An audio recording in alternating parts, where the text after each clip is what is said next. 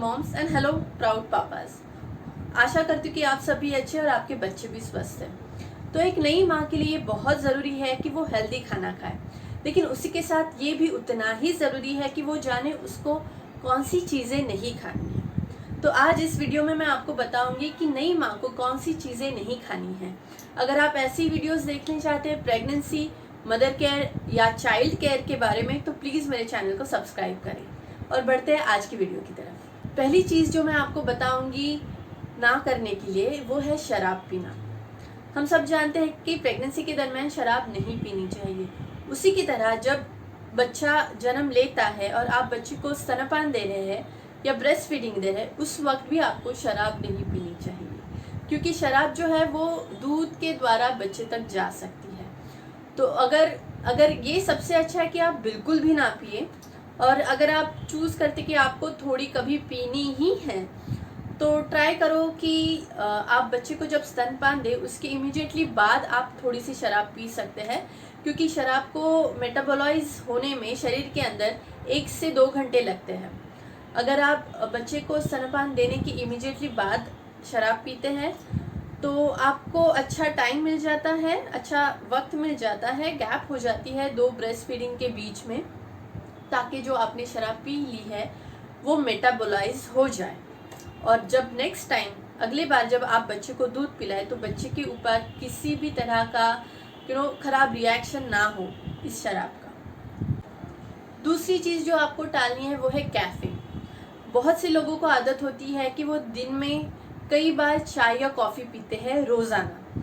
तो आपको पूरी तरह से बंद करने की ज़रूरत तो नहीं है, लेकिन कैफीन एक ऐसी चीज़ है जो दूध के द्वारा बच्चे तक जाती है और जो बच्चे को सोने में दिक्कत दे सकती है। क्योंकि हम तो सभी जानते हैं कि हम जब नींद से उठते हैं फ्रेश होने के लिए हम चाय या कॉफ़ी पीते हैं, क्योंकि नींद उड़ जाती है। उसी तरह अगर ये कैफीन बच्चे में जाता है दूध के द्वारा तो बच्चे को भी सोने में प्रॉब्लम्स हो सकती है। तो आप भले कम्प्लीटली बंद ना करें, लेकिन आप इसको थोड़ा लिमिट करें तो बच्चे के लिए बेहतर है। तीसरी चीज़ है मेरे लिस्ट में जो आपको टालनी है वो है चॉकलेट। चॉकलेट तो ऐसे बहुत अच्छा स्रोत है मैग्नीशियम और एंटीऑक्सीडेंट का, लेकिन चॉकलेट में उसी के साथ होता है कैफीन, जो आपके बच्चे की नींद के लिए अच्छा नहीं है। उसी के साथ काफ़ी बच्चों को चॉकलेट हजम करना थोड़ा मुश्किल जाता है, जिसकी वजह से उनको दस्त हो सकते हैं।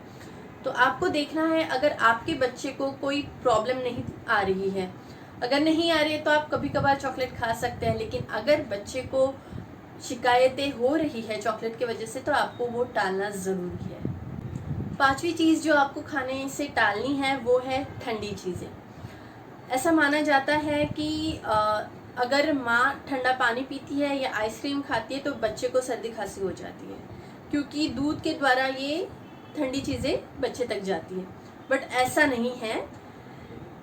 एक्चुअली क्या होता है कि डिलीवरी के बाद माताएं जो होती है वो काफ़ी वीक हो जाती है, उनकी इम्यूनिटी भी काफ़ी, प्रतिकार शक्ति जिसे हम कहते हैं, काफ़ी कम हो जाती है। इसकी वजह से उनको इन्फेक्शंस काफ़ी आसानी से पकड़ लेते हैं। तो ये सही होगा माताओं के लिए कि वो ठंडी चीज़ें ना खाए ताकि उनको इन्फेक्शन ना हो, क्योंकि अगर माँ को इन्फेक्शन हो गया, और ऑफ कोर्स बच्चा माँ की कांटेक्ट में इतनी देर तक रहता है जब आप बच्चे को दूध पिलाते हैं तब, तो माँ को अगर इन्फेक्शन है तो बच्चे को इन्फेक्शन बहुत ही इजीली ट्रांसफ़र हो सकता है। तो ऐसा नहीं है कि दूध के द्वारा वो ठंडी चीज़ें जा रही है, लेकिन माँ के साथ बच्चा रहेगा तो बच्चे को इन्फेक्शंस हो सकते हैं। तो ये बहुत ज़रूरी है कि माँ की तबीयत ठीक रहे ताकि बच्चे की तबीयत ठीक रहे। लेकिन अगर आप कोई उन लोगों में से है जो साल के 12 महीने ठंडा पानी पीते हैं, जिनको सिर्फ ठंडा पानी पीने से कुछ प्रॉब्लम नहीं होता है, तो आप ठंडा पानी पी सकते हैं। बस आपको ध्यान रखना है आपकी तबीयत ठीक रहे। मेरे बारे में अगर आप पूछे तो मैं तो गर्मी में भी ठंडा पानी नहीं पीती हूँ, लेकिन अगर जब मैं ब्रेस्ट फीडिंग कर रही थी तो अगर बहुत ज़्यादा गर्मी बढ़ जाती है तो मैं कभी कभार आइसक्रीम खा लेती थी, या फिर मैं दही बहुत ज़्यादा खाती थी, क्योंकि दही की वजह से एसिडिटी बहुत ज़्यादा कंट्रोल में रहता है। तो ऐसा नहीं है कि जो आप अगर ठंडा खाएंगे तो बच्चे को प्रॉब्लम होगा, क्योंकि टेम्परेचर दूध में से बच्चे तक नहीं जाता है। आपको बस ध्यान रखना है कि आपकी तबीयत ख़राब ना हो। अगर आपको लगता है ठंडी चीज़ें खाने से आपकी तबीयत ख़राब होती है तो प्लीज़ ना खाएं। लेकिन अगर आपको लगता है कि थोड़ा बहुत खाने से कोई प्रॉब्लम नहीं है तो आप बिंदास खा सकते हैं। चौथी चीज़ है जो आपको टालनी है वो है कोई भी ऐसे पदार्थ जिसके वजह से गैसेस होते हैं। तो हम सभी को पता है डिलीवरी की बाद काफ़ी माताओं को शिकायतें होती है गैसेस की, एसिडिटी की या ब्लोटिंग की। तो ये नई माता के लिए सही होगा अगर वो गैसी फूड्स खाना टाले। अब कौन सी चीज़ है जिसकी वजह से गैसेस होती है? तो मोस्टली कॉलीफ्लावर, फूल गोभी, पत्ता गोभी, गवार फली, ब्रोकोली, ये ऐसी कुछ चीज़ें हैं जिनकी वजह से गैसेस हो सकती है। माता के साथ ही ये भी काफ़ी जगह पे इस चीज़ को बिलीव किया जाता है कि बच्चे को भी इन चीज़ों की वजह से प्रॉब्लम्स हो सकती है। अगर आपके बच्चे को गैसेस का इशू है तो ये चीज़ें खाने के वजह से उसका प्रॉब्लम या उनकी शिकायतें, बच्चों की शिकायतें और भी ज़्यादा बढ़ सकती है। तो ये आपके लिए सही होगा अगर आप कोई भी चीज़ें जिनकी वजह से गैसेस होते हैं वो खाना टालें। छठवीं चीज़ जो आपको टालनी है खाने से वो है मछलियाँ जिनमें मर्क्यूरी लेवल ज़्यादा है। मर्क्यूरी यानी कि पारा जो होता है वो हेल्थ के लिए अच्छा नहीं होता है, शरीर के लिए, इंसानी शरीर के लिए अच्छा नहीं होता है। तो आपको कोई भी मछली जिसमें मर्क्यूरी लेवल ज़्यादा है उसे नहीं खाना है। जैसे कि शार्क हो गया, स्वॉर्ड फिश हो गए, टूना नाम की जो मछली आती है, इन मछलियों में मर्क्यूरी का लेवल बहुत ज़्यादा होता है। तो ये चीज़ें आपको टालनी है खाने से। सातवीं चीज़ जो आपको टालनी है वो है लहसुन। काफ़ी माताओं को ये बताया जाता है कि बिल्कुल भी मसालेदार चीज़ें नहीं खानी है, किसी तरह का मसाला नहीं खाना है, तीखा नहीं खाना है, क्योंकि उसकी वजह से बच्चे को गैस हो सकता है या दस्त हो सकता है। बट साइंटिफिकली इसमें से कोई भी चीज़ प्रूव नहीं हुई है, ऐसा नहीं होता है। सिर्फ एक मसाले की चीज़ जो आपको अवॉइड करनी है या टालनी है वो है लहसुन। सच देखो तो लहसुन की वजह से भी बच्चे पे कोई भी बुरा असर नहीं होता है, लेकिन लहसुन का जो फ्लेवर होता है या लहसुन का जो गंध होती है या जो स्वाद होता है वो काफ़ी स्ट्रांग होता है, जिसके वजह से दूध का स्वाद बिगड़ सकता है और जिसके वजह से बच्चा दूध पीने से मना कर सकता है। तो अगर आप थोड़ा सा लहसुन अपने खाने में कभी कभार ले रहे हैं तो उससे प्रॉब्लम नहीं होगा, लेकिन अगर आप स्ट्रॉन्ग फ्लेवर्स यूज़ कर रहे हैं, स्ट्रॉन्ग फ्लेवर्स अपने खाने में डाल रहे हैं, तो हो सकता है कि आपके बच्चे को उससे प्रॉब्लम हो और वो दूध पीने से मना कर दे। तो आपको लहसुन टालना ज़रूरी है। आठवीं चीज़ जो आपको टालनी है वो है ऐसे कोई भी खाने की चीज़ें जो ज़ख्म के लिए अच्छी नहीं होती है। अगर आपका सीजरियन सेक्शन हुआ है या फिर अगर आपकी नॉर्मल डिलीवरी भी हुई है तो काफ़ी माताओं को वजाइना में कट होता है। सीजरियन सेक्शन में तो काफ़ी बड़ी गहरी ज़ख्म होती है। तो ऐसे वक्त पे कुछ खाने की चीज़ें जो है आपको टालना ज़रूरी है, जिनकी वजह से ज़ख्म कभी कभी बढ़ सकती है या फिर ख़राब हो सकती है।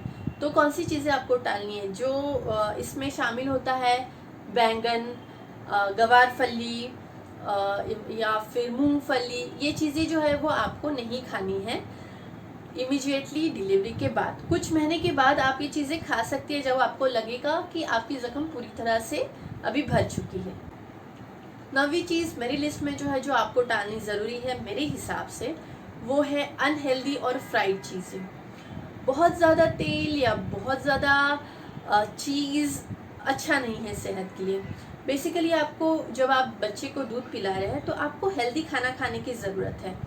तो अगर आप ऐसी फ्राइड चीज़ें या अनहेल्दी चीज़ें खाएंगे तो ये आपके लिए अच्छा नहीं है, बच्चे के लिए भी अच्छा नहीं है। तो कभी कभार तो आप खा सकते हैं, क्योंकि कभी कभी हम बोर हो जाते हैं या कभी कभी हमको लगता है कि कुछ चेंज चाहिए, तो बात और है। लेकिन आप ज़्यादा से ज़्यादा ट्राई करें कि आप घर का बना हुआ हेल्दी खाना ही खाएं। 10वीं चीज़ मेरी लिस्ट में है दुग्धजनक पदार्थ, यानी कि लैक्टोजेनिक फूड। आप सोचेंगे कि मैं आपको लैक्टोजेनिक फूड खाने से क्यों मना कर रही हूँ? ये तो अच्छी चीज़ है जब आप बच्चे को दूध पिला रहे हैं। हाँ, ये बहुत अच्छी चीज़ है, आपको लैक्टोजेनिक फूड खानी चाहिए, लेकिन आपको ये पता होना चाहिए कि उसे कब खाना है और कब नहीं खाना है।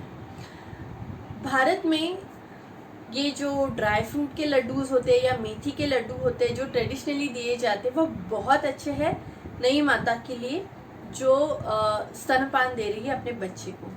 लेकिन काफ़ी बार ऐसा होता है कि डिलीवरी होने के इमीडिएट बाद मैंने देखा है औरतों को ये चीज़ें खाते हुए, जो कि उनकी सेहत के लिए अच्छा नहीं होता है। क्योंकि इससे क्या होता है, आपका जो दूध बनाने का जो प्रोसेस होता है वो बढ़ जाता है, आपका दूध बढ़ जाता है। लेकिन इमीडिएटली बच्चे को जन्म देने के बाद बच्चा जो है इतना ज़्यादा दूध नहीं पी सकता है। बच्चा धीरे धीरे करके दूध पीने का जो क्वांटिटी है वो धीरे धीरे बढ़ती है, और उसको जो दूध जो हम ब्रेस्ट फीडिंग टेक्निक्स बोलते हैं उससे भी आदत होने के लिए थोड़ा टाइम लग जाता है। तो आपको कम से कम 15 दिन देने चाहिए बच्चे को उसका एपेटाइट बढ़ने के लिए, ताकि उसके बाद आपका जो दूध है वो बढ़े और फिर बच्चे को पेट भर दूध मिल पाए। लेकिन अगर उससे पहले ही आप ये चीज़ें खानी शुरू कर देंगे, लैक्टोजेनिक चीज़ें, तो होगा क्या, बच्चा उतना दूध लेगा नहीं। लेकिन आप बहुत ज़्यादा दूध प्रोड्यूस कर रहे हैं, तो माताओं को लम्स हो जाते हैं ब्रेस्ट में दूध की वजह से, ओवर प्रोडक्शन की वजह से।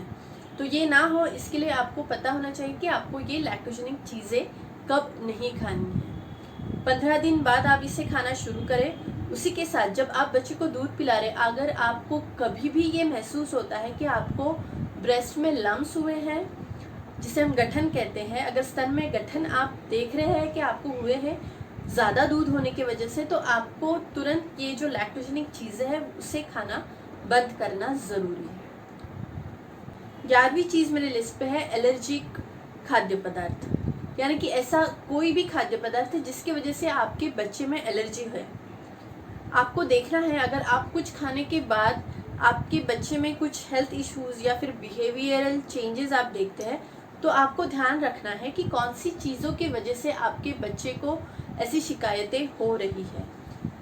ये क्या शिकायतें हो सकती है, तो देखते हैं।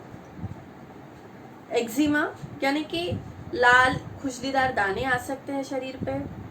कंजेशन हो सकता है, बच्चा बहुत ज़्यादा रो रहा है, एबनॉर्मल फसीनेस है, बहुत ज़्यादा गैस हो रहा है बच्चे को, या फिर दस्त हो रहा है। ये सारे सिम्टम्स जो है वो किसी और चीज़ की एलर्जी की वजह से भी हो सकते हैं, जैसे कि आप कपड़े धोने के लिए जो डिटर्जेंट या सोप यूज़ कर रहे हैं उसकी वजह से भी एलर्जी हो सकती है। लेकिन अगर ये किसी खाद्य पदार्थ की वजह से हो रहा है, तो आपने ये चीज़ खाने के बाद 2 से 6 घंटे के भीतर आपको बच्चे में ये डिफरेंसेस दिखाई देंगे, ये चेंजेस दिखाई देंगे। तो ऐसे कौन से फूड है जिसकी वजह से एलर्जी बच्चे को हो सकती है? दूध से बने पदार्थ, बहुत ज़्यादा तीखा खाना या मसालेदार खाना, खट्टे फल हो सकते हैं या जूसेस खट्टे फलों के जिसकी वजह से एलर्जी हो सकती है, कीवी, अनानास, स्ट्रॉबेरीज, चेरीज। अगर आप देखते हैं कि इसमें से किसी भी खाद्य पदार्थ की वजह से आपके बच्चे में एलर्जी है, तो आपको अपने डॉक्टर से बात ज़रूर करनी चाहिए और ये तय करना चाहिए कि आपको ये चीज़ें खाना कम्प्लीटली बंद करना ज़रूरी है या नहीं। अगर आपके बच्चे में किसी चीज़ की एलर्जी है और आप वो चीज़ अभी नहीं खा सकते हैं, इसका ये मतलब नहीं है कि आपका बच्चा वो चीज़ कभी भी नहीं खा सकेगा। नॉर्मली क्या होता है, जैसे जैसे बच्चे बड़े होते हैं वो और भी ताकतवर बन जाते हैं और इन एलर्जी से लड़ने की ताकत उनमें आ जाती है। तो अगर अभी आपका बच्चा कोई चीज़ नहीं खा पा रहा है, हो सकता है कुछ महीने बाद वो खा सके, तो आप वापस से ये चीज़ें खाना शुरू कर सकते हैं। देख सकते हैं अगर आपके बच्चे को अभी भी प्रॉब्लम्स है या नहीं है। लेकिन ऐसा कोई भी कदम उठाने से पहले आपको अपने डॉक्टर के साथ ज़रूर बात करनी चाहिए। तो बेसिकली होता क्या है, नई माताएं जो भी चीज़ खाती है उसका फ्लेवर जो है वो दूध के द्वारा बच्चे तक जाता है। कुछ बच्चे वो सारे फ्लेवर्स एंजॉय करते हैं, कुछ बच्चे नहीं करते हैं। तो आपको देखना है, अगर आपके बच्चे को किसी भी तरह के खाद्य पदार्थ से किसी भी तरह का प्रॉब्लम है या शिकायतें हैं, अगर है तो आपको वो चीज़ें खाने से टालनी है, और अगर नहीं है तो आपको एक्चुअली बहुत ज़्यादा रिस्ट्रिक्शंस फॉलो करने की ज़रूरत नहीं है। आप ऑलमोस्ट सारा कुछ खा सकते हैं। मैं जब मेरे बच्चे को ब्रेस्ट फीड कर रही थी, मैंने ऑलमोस्ट सारा खाना खाया है। मैंने सिर्फ कुछ चीज़ें टाली थी जो बहुत ही ज़रूरी है टालना, जैसे कि अल्कोहल हो गया, जैसे कि कैफीन हो गया, या मछलियाँ जिनमें मर्क्यूरी लेवल ज़्यादा है, ऐसी चीज़ें मैंने टाली थी। उसके अलावा मैंने बहुत ज़्यादा रिस्ट्रिक्शंस फॉलो नहीं किए थे और मुझको कभी भी कोई हेल्थ इशू नहीं आया, ना मेरे बच्चे को हेल्थ इशू आया। तो आज के लिए इतना ही। मैं आपको बताना चाहूँगी कि मैं कोई एक्सपर्ट नहीं हूँ, मैं सिर्फ अपने एक्सपीरियंसेस आपके साथ शेयर करने की कोशिश कर रही हूँ। आशा करती हूँ कि आपको मदद मिली होगी।